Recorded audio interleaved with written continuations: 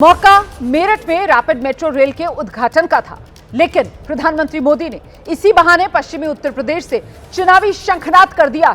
प्रधानमंत्री नरेंद्र मोदी ने उत्तर प्रदेश के दो लड़कों की जोड़ी पर जोरदार प्रहार किया।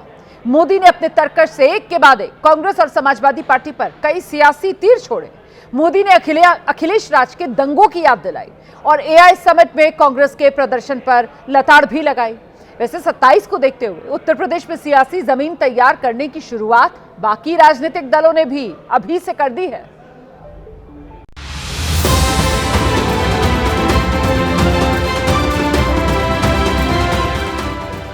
मेरठ की इस धरती से मेरा भी एक विशेष नाता रहा है। जब 2014 के चुनाव हुए, 2019 के चुनाव हुए और 2024 के लोकसभा चुनाव हुए, तो मेरठ से ही मेरी चुनावी सभाओं की शुरुआत हुई।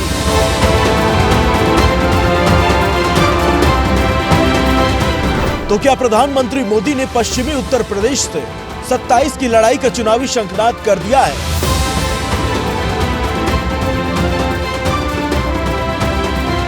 यूपी विधानसभा चुनाव में वैसे तो अभी 1 साल का वक्त है और आज का मौका मेरठ मेट्रो और नमो भारत रैपिड रेल को हरी झंडी दिखाने का था, लेकिन पीएम मोदी कांग्रेस और समाजवादी पार्टी पर जिस तरह बरसे वो बताता है कि बीजेपी ने चुनावी अंगड़ाई ले ली है। 27 का एजेंडा सेट हो गया है, जिसके लिए सियासी जमीन तैयार हो रही है। प्रधानमंत्री ने यूपी के दो लड़कों की जोड़ी राहुल और अखिलेश पर एक के बाद एक कई सियासी वार किए। सपा राज की याद दिलाते हुए प्रधानमंत्री ने दंगे, खराब सड़कों और खराब कानून व्यवस्था का जिक्र किया। मेरठ के दंगे, पश्चिम यूपी में क्रिमिनलों की गैंग, खराब सड़कें, यही कुछ चर्चा में रहता था। पश्चिमी यूपी के अपराध पर फिल्में बनती थी, फिल्में।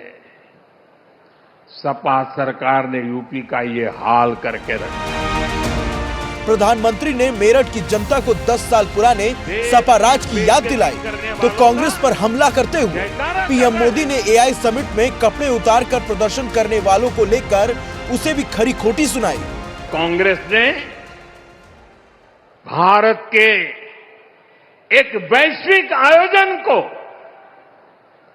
अपनी गंदी और नंगी राजनीति का अखाड़ा बना दिया। विदेशी अतिथियों के सामने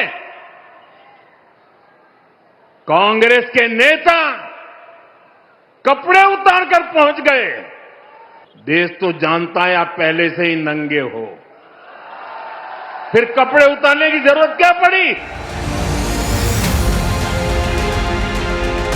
मतलब मोदी फुल एक्शन में है। उनके इस एक्शन में 27 की झलक साफ झलकती है, लेकिन सवाल ये है कि मोदी ने इसके लिए पश्चिमी यूपी को ही क्यों चुना? दरअसल भारतीय जनता पार्टी पश्चिमी उत्तर प्रदेश के जाट बहुल क्षेत्र में राजनीतिक पकड़ मजबूत करने की रणनीति के तहत आक्रामक मोड में आ गई है। 27 के चुनावी रण में पहले बीजेपी विकास परियोजनाओं के उद्घाटन को आधार बनाकर सामाजिक समीकरण को साधने की कोशिश में है। किसान आंदोलन के बाद बीजेपी से दूर हुए जाट मतदाताओं को दोबारा साधने की कोशिश भी इस रैली का प्रमुख मकसद माना जा रहा है। बीजेपी मेट्रो और नमो भारत परियोजना को डबल इंजन सरकार की उपलब्धि के रूप में रेखांकित कर रही है। अपने आप में एक मॉडल है कि मेरठ को इस नमो भारत ट्रेन के साथ मेट्रो की भी एक नई उपहार होली के ठीक पूर्व प्रदान किया जा रहा है। यह उपहार विकसित भारत की उस नींव को सुदृढ़ करने का एक नया माध्यम हम सबके सामने है, जिसमें अत्याधुनिक इंफ्रास्ट्रक्चर में के माध्यम से भारत की ताकत दिखती है।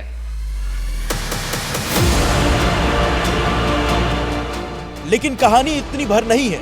पश्चिमी यूपी के जरिए बीजेपी यूपी की पॉलिटिक्स में अपने बिगड़े क्षेत्रीय संतुलन को भी साधने की कोशिश कर रही है। अब तक बीजेपी ने सीएम योगी के जरिए पूर्वांचल और भूपेंद्र चौधरी को संगठन की कमान देकर पश्चिमी यूपी के साथ बैलेंस बनाए रखा था, लेकिन अब ऐसा नहीं है। मुख्यमंत्री योगी आदित्यनाथ गोरखपुर से आते हैं। बीजेपी के प्रदेश अध्यक्ष बने पंकज चौधरी भी गोरखपुर से हैं। पीएम मोदी का संसदीय क्षेत्र वाराणसी भी पूर्वांचल में आता है। डिप्टी सीएम केशव प्रसाद मौर्य भी प्रयागराज क्षेत्र से हैं। इस तरह से यूपी में बीजेपी की टॉप लीडरशिप पूर्वांचल के इलाके से है, मतलब सत्ता और संगठन दोनों पूर्वांचल के नेताओं के पास है। ऐसे में यूपी के सामने पश्चिमी यूपी को साधने की चुनौती खड़ी हो गई है। पश्चिमी उत्तर प्रदेश साधने की जरूरत क्यों है, अब ये भी समझ लीजिए। पश्चिमी उत्तर प्रदेश में 26 जिले आते हैं। यहाँ से लोकसभा की 26, विधानसभा की 136 सीटें आती हैं। उत्तर प्रदेश में बीजेपी की सत्ता में वापसी और सियासी उभार में पश्चिमी यूपी का अहम रोल था। 2022 में बीजेपी ने विधानसभा की 92 सीटें जीती थी। 2014 और 2019 लोकसभा चुनाव में बीजेपी ने 24 और 19 सीटें अपने नाम की थी। लेकिन 2024 में बीजेपी को पश्चिमी यूपी में झटका लगा था। पार्टी केवल 13 सीटों पर विजय पताका लहरा पाई थी। तो क्या यही वजह है बीजेपी ने अभी से पश्चिमी यूपी में मोर्चा खोल दिया है? बीजेपी इन अपने बड़े प्रोजेक्ट्स के जरिए पश्चिमी उत्तर प्रदेश में विकास की राजनीति के जरिए अपनी छाप छोड़कर जनता को अपने साथ जोड़ना चाहती है।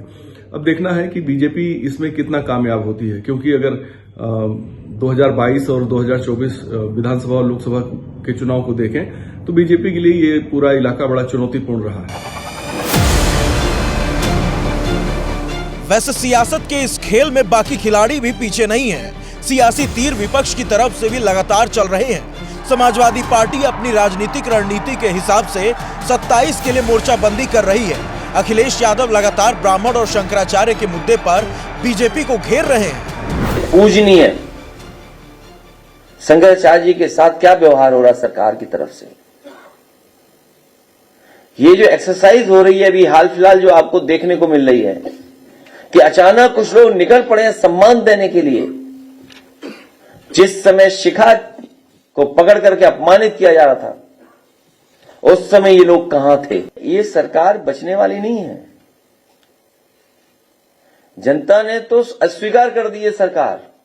अब बस जनता इंतजार कर रही है कि कब वोट डालने का मौका मिलेगा। इसीलिए मैं कह रहा हूं कि जितनी पीड़ा बढ़ेगी उतना हमारा पीढ़ी बढ़ेगा। इस सियासी घेराबंदी में भी कांग्रेस पीछे नहीं है। एक जवाब राहुल गांधी की बात का दे पाए? आप पार्लियामेंट छोड़कर चले गए। आप में हिम्मत नहीं है। ओपन बहस करिए ना, सब सेंसर हटा दीजिए, ओपन बहस करिए। चैलेंज है, राहुल गांधी को सुन लीजिए और आपको सुन लीजिए, देश जान जाएगा। देश के अंदर राहुल गांधी राहुल गांधी राहुल गांधी जो इन लोगों का मुकाबला कर सकता है। 27 के सियासी अखाड़े में बसपा सुप्रीमो मायावती ने भी अपना दमखम दिखाना शुरू कर दिया है। आज उनके लखनऊ आवास पर राष्ट्रीय कार्यकारिणी बैठक हुई। कुल मिलाकर 27 से पहले सभी ने अपने पत्ते खोलने शुरू कर दिए हैं। बाजी कौन मारेगा ये देखने वाली बात होगी।